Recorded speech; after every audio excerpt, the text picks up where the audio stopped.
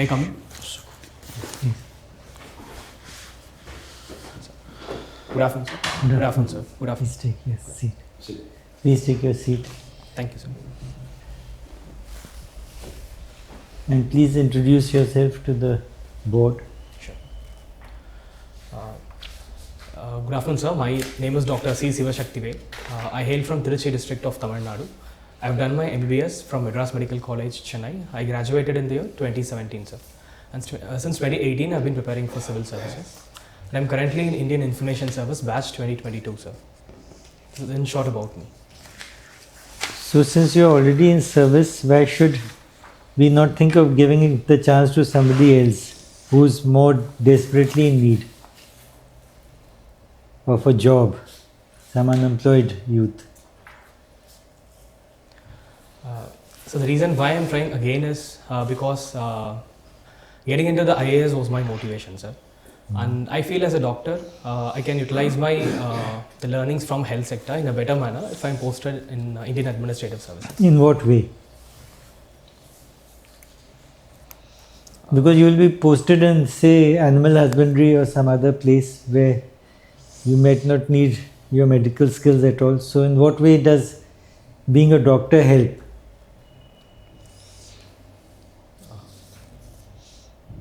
Sure, sir. Like if I'm posted in animal health husbandry, I don't think I will be directly able to involve my health knowledge, but still in some ways I can, sir. Like for example, antibiotic resistance is high because of indiscriminate utilization of antibiotics in the cattle. So in that aspect, I can take some steps. Have you heard of One Health? One Yes. Health. Yes, What does sir. One Health mean? So One Health is a very integrated approach wherein the concept is the health of humans, animals as well as environment are all interrelated. So instead of seeing these health aspects in silos, we are going to have an integrated approach. Okay, let me ask you a health related question. Some years back, a particular country in South America advised its females not to get pregnant. Why was that? Which country was it, and why was it advising that way? I'm sorry, sir. I'm not aware of this development. As a doctor, I would expect you to be aware of it. Sure, sir. I will learn it, sir. Okay. Now tell me the name of a famous person from your Kumbakonam. Very famous. Yes, sir. So a former president, Mr. Venkatraman, was from Kumbakonam, sir. Okay. And a famous mathematician? yes, sir. Mr. Ramanujam, Srinivasa Ramanujam is also from Kumbakonam, sir. Okay. Which film was made on him? On Ramanujam? Any idea? I'm sorry, sir. I don't exactly remember it now. Okay, no problem. Tell us about the National Health Policy. When was it promulgated, and what are the three main features which you feel are very important? So the policy was promulgated in the year 2017, and the chief goal of the policy actually involves 4 themes. One is the targets and the goals that have been set to be achieved by 2030, and the other thing is about improving or increasing the allotment of the budget to health sector, which is around 2.5% of GDP. Which is about 2.5% at the moment, is it? No, sir. It has been envisioned that it should be 2.5%, but currently we have less than 1.3% of GDP. So which year? 2.5% in which year? 2030 or some other year? I'm sorry, sir. I need to look into it. It's 2025. Okay, sir. Thank you. It's easy. 2.5, 2025. Like that. Okay. And what are the chief features? You mentioned 2 of them. Yes, sir. Good. The third, I asked you for 3. Yes, sir. I'm sorry, sir. Currently, I'm not able to recollect it. Okay. One more question with regard to health. What is the National Health Commission all about? Are you aware? National Health Commission. And which body has it replaced? National Medical Commission. Medical Commission. Yes, sir. So National Medical Commission has been recently constituted and has replaced Medical Council of India. Yes. It is as a body envisioned to regulate medical sector in India, sir. The professional regulation. So, what is the change which has been made? Why was it necessary to replace the Medical Council? So the reason why it was necessary was because of the corruption in erstwhile MCA, and the second reason is because of the conflict of interest, because it was completely a doctor's body, and government thought that there should be a multiple representation within the council to regulate it without any conflict of interest. So in such a manner, it has been reformulated, including both bureaucrats, civil society organizations, as well as doctors. Welcome. Thank you. See, you are already in Group A service. Yes. Why you want to join Group B? No? To degrade yourself by 10 years or 12 years? So initially, the Indian Administrative Services as well as Group B services, particularly where I get the post of a district collector, always fantasize me because it gives a larger scope to work for the grassroots development, sir. So that is why I have opted for Group B also. But then you did not opt for Pondicherry Police Service. So okay, do the Pondicherry Civil Service also. But Group B is a Group B. You are minus 12 to 13 years. So while choosing the service preference, I kept one thing in my mind, sir. One is about the job satisfaction that I derive from. So I feel a generalist service like Pondicherry or Delhi Civil Services will always be. Revenue service you have filled above. Why logic that revenue service then you should have filled it number 3, 4? If that was the criteria. So there are also other criteria based on which I fill. One is the diversity of the job, and the other is the possibility of foreign postings also, sir. So keeping in mind, which service? Indian Audit and Account Service, my seniors told that there is good scope to get posted abroad. Revenue service? Revenue service is, yes sir, the foreign opportunities are little less, but still we get to posted in customs organization. Doesn't seem to be a little confused. Sorry sir. Doesn't seem to be a little confused on choices. But still the sheen of IRS is something above the Group B services, sir. Okay. Now tell me, why the doctors wear white coat in OPD and blue in OT, blue or green in OT?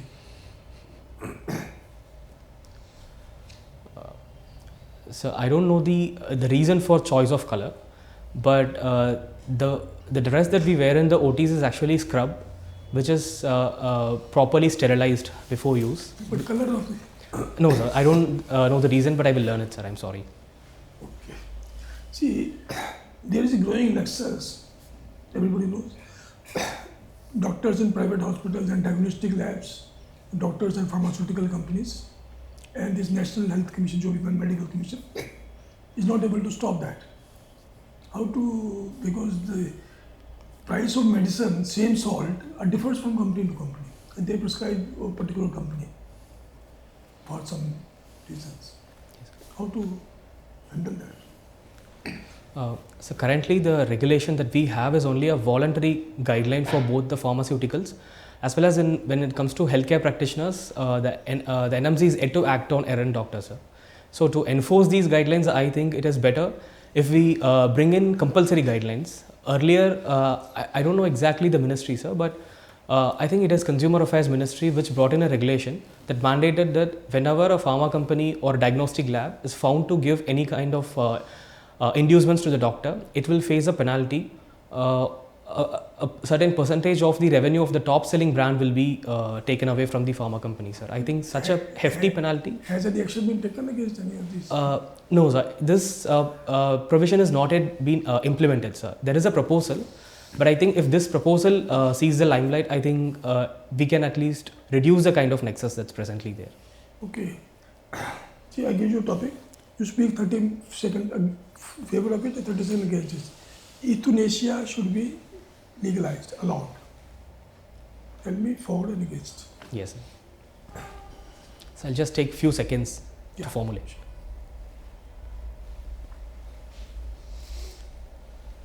So firstly, I'll speak for euthanasia. So euthanasia is actually necessary because right to life with dignity also involves right to die with dignity, sir. And because of paucity of palliative care in and around the rural areas of India, I think euthanasia can end the suffering of many people. And it also reduces the financial suffering of their caretakers. Now, I'll speak against euthanasia, sir. Euthanasia is actually, a doctor cannot perform euthanasia, or should not, because it is against the medical ethics, the Hippocratic ethics which we actually take. And as a doctor, we never have the right to take away someone's life.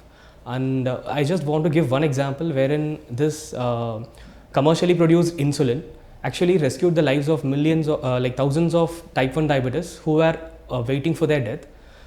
Just this one medicine was able to revive their health, and they are leading a very good life. So science can give medicines anytime. So I think it is not right on our part to actually take away some life. Okay, last question. Yes. So, why there are no male gynecologists here? Foreign countries, they have many male gynecologists. What is the problem here in our country? So I beg to differ, because I personally know some of my friends who have done gynecology, male who have done gynecology. But yes, there is a significant difference in the proportions. I think this is actually stemming from the kind of cultural gap that we as a society that tries to enforce between a male and female. And female patients are not very much comfortable getting examined by a male. So I think this is one major reason that is actually driving men out of gynecology. Thank you. Thank you, sir. Sivasaktivel, Yes. you come from Tamil Nadu. Yes. Tell me about the historical linkage of Tamil Nadu with Southeast Asia.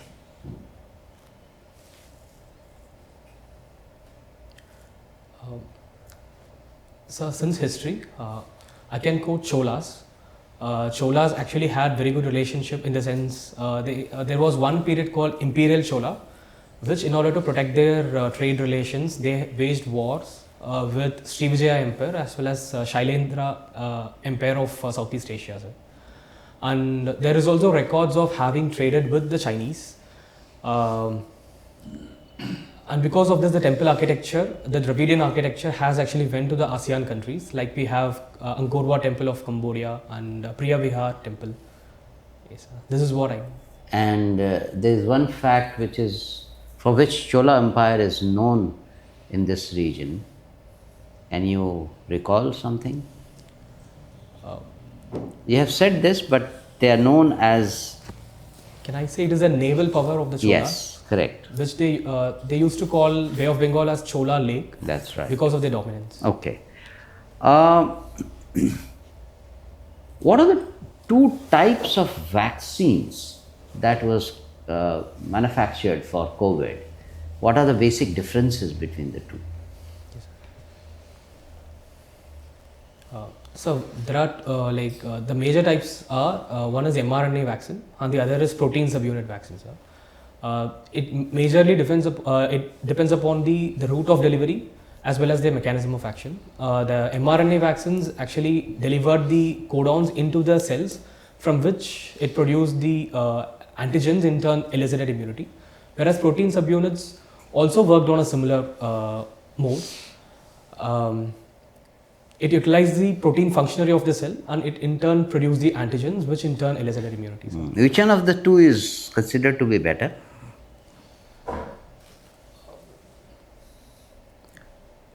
So currently the mRNA vaccine, which was actually, this is the first time that we utilized mRNA during COVID.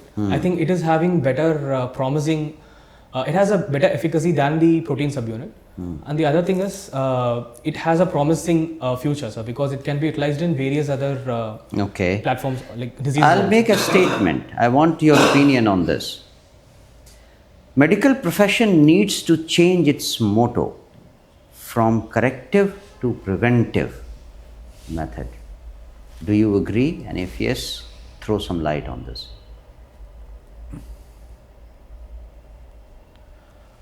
So I 100% agree with this. Though medicine is important for healing the diseases, but majority of the diseases can actually be prevented, sir. The lifestyle diseases that we face can easily be at least prevented from progressing to serious entities. And currently, the kind of medicine that we have in India, which is based on out-of-pocket expenditure and commercialization, it is not favoring preventive, sir, because the private, they don't have any profit to actually prevent the diseases. Rather, they benefit out of curing the diseases, sir. So I think it is high time for the government to involve, to finance directly and set up proper primary health infrastructure. So that Okay. Last bit of question. IFS is your second choice. If United Nations have failed the world, what is the most significant corrective measure that you would suggest?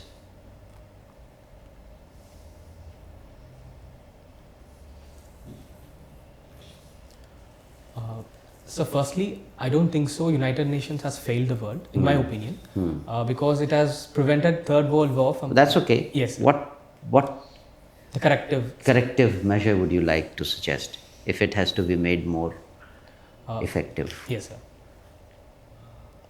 So I feel that the present UN system, particularly the UNSC, is not very representative. It is not representing the multipolar world. Okay, presently. tell me the measure. Yes, sir. We need to reform UNSC to include other countries so that they also represent other regions like Asia, Latin America, as well as Africa, sir. Just that?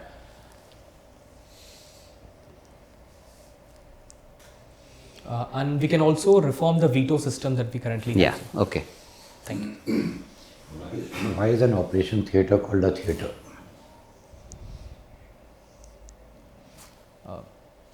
I'm sorry, sir. I'm not aware of it. It can be an operation room, an operation hall, an operation anything, but why a theatre? So with your permission, I can try, but I'm not sure of The it. keyword is theatre. Theatre. Yes, sir. So it is because it is a room where the medical graduates are also taught as to how to do operation. Yes, in the early days, Surgery. they used to have galleries for Yes. medical students to watch the surgery. That's why. Yes, sir. Thank Now you are fond of learning about countries. you. Yes. Name 3 countries which are entirely surrounded by one country. And what are these kind of countries called? So one country is Lesotho, which is surrounded by South Africa. And the other country is the Gambia, which is surrounded by Senegal. So currently I can think of only 2 countries, sir. The Vatican and San Marino, Yes, sir. both surrounded by Italy. Italy, yes, sir. What are these kind of countries called technically? Sorry, sir, I am not aware of it. Enclave, Enclaves, okay. correct? So, I generally feel enclave is a different connotation, sir. It's not for Connotation some- different, but the technical word used here is also an Enclave, enclave. okay. Is Turkey in Europe or Asia? So Turkey is a Eurasian country, sir. The major part of the Anatolian Plateau is in Asia. How many countries are Eurasian? Majorly Russia and Turkey, sir. And the Caucasus country like Armenia, Azerbaijan and Georgia are also, their location is also in the Eurasian area, sir. Are you sure they are Eurasian, part Europe, part Asia? So they're culturally more towards Europe, but technically they are present in Asia, sir. All right. My last question. Tamil Nadu has a very rich history, especially medieval dynasties, medieval Cholas, Pandyas, Pallavas, etc. Correct? Yes. They were very well known for giving grants to temples and priests. Can you name 2 such grants?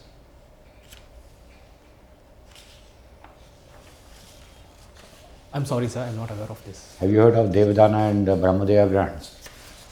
No, sir, I have not heard of Okay. this. I will learn it, sir. Just one more question. Yes. Is Tamil Nadu anti-Hindi?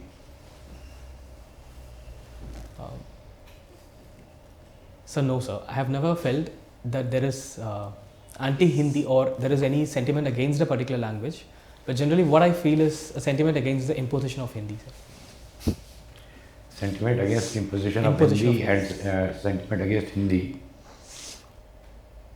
2 different things or? They are 2 different things, sir. Fair enough. Thank you. Thank you, sir. Thank you. Can I call you Siva? Yes, sir. Siva. There was this survey and the report. More than 50% of Indians are one medical bill away from pushing into the poverty. You read that? Can you please repeat it, sir? More than 50% of Indians Yes, sir. are one medical bill away from getting pushed into the poverty. Okay. It was in the news. What are the reasons? And how can we tackle it? So the major reason is we don't have a proper health model, because we have a socialized health model for the poor, and then out of pocket expenditure for the majority of 70%, sir. So this is the reason why they are being pushed to poverty. Okay. So the solution is already the government has taken this step of insurance. Insurance is to finance, government here act as a health financier to rescue the people from poverty, particularly because of health bills, sir. And what I would suggest is government should equally concentrate on improving, spending more on health as per the health policy. And studies have been found that by spending around 15% on just drug purchase, having a centralized drug purchase will actually reduce this poverty, sir. Okay. And what's the doctor-patient ratio we have? So it is 1 in 1,600 for allopathy doctors. Okay. And in government sector, it is 1 in 10,000 doctors, sir. That is the ratio. Okay. Coming to your extracurriculars, you like to cook. Yes. What kind of dishes do you cook? So it is actually not very much restricted, but usually I prefer at home I prefer cooking Tamil dishes like regional cuisines, and I have also tried other cuisines, like I have baked pizza and tried momos and cooked some North Indian curries. Okay. Very interesting. I see you have got the scholarship of Arigna Ranna, Yes. you know, the first CM, Yes. Anna Durai. Actually, he's not the first CM, sir, but he was the CM. He was not the first CM? Not the first CM, sir. Okay. So why was, like, in Tamil Nadu he was an atheist in the period of religious passion? How come he came out? So this atheism can be actually can be traced towards these Dravidian movements, wherein the Dravidian ideologists, what they felt was Tamil Nadu and South India was technically a place where a different kind of people lived, and the Brahminical ideology came from the north, and so they thought to kind of bring in a social equity in the society. What we need is, and this inequality essentially stems from various other religions. So just by annihilating religion, they can actually promulgate atheism, and this will actually reform the society. That is what their ideology was. Okay. My last part of the question, Periyar was also atheist. Yes. This Anna Durai, he was also atheist, but still they didn't came together. Yes. They didn't came along. What were the reasons? So initially they were together, sir. But then Anna was a patriot, sir. Whereas Periyar was not a patriot, and he actually wanted the British to stay. And he was against many of the Union government policies. He was very idealistic, whereas Annadurai was pragmatic, sir. He wanted to take the electoral politics and didn't want the social reformation movement just to be a social movement. He wanted to take part in politics, and that's why he came away from Dravida Kadagam and he started his own party. Okay. Okay. Thank you, Thank you, Siva. sir.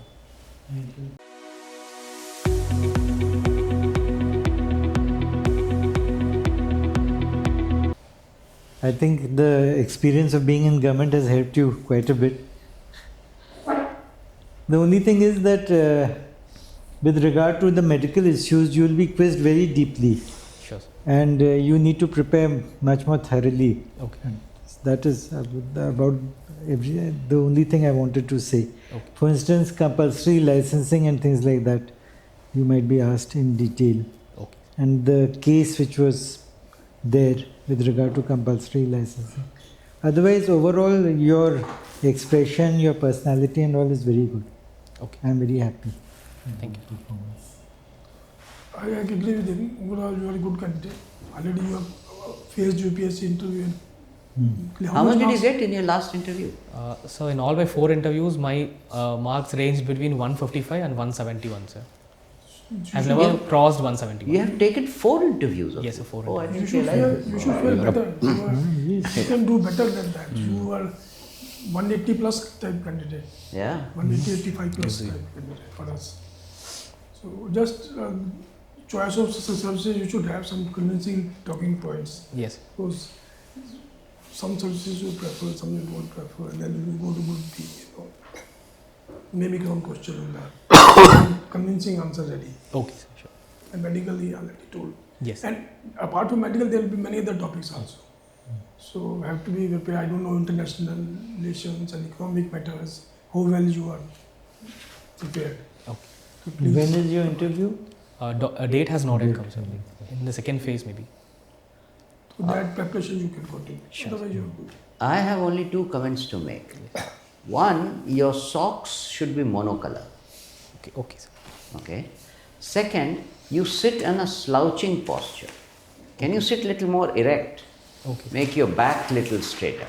Okay. Yes, sir. That may look, give you a more confident look to you. Otherwise, there is all fine. My only suggestion which I have written here is that you should prepare questions based on your DAF and current affairs. Mix them together and see where it gels in. That is the most likely area where questions will come from. All the best to you. Thank you, sir. Very good. Very impressed. Thank you, sir. All the best. Okay. You have any questions? No, sir. Like, I don't know how to improve beyond 170. That is what I wanted, but yes. Knowledge base and sitting posture, I think Yes. you are still looking less confident than you should be. Yes, I personally feel the same. Yeah.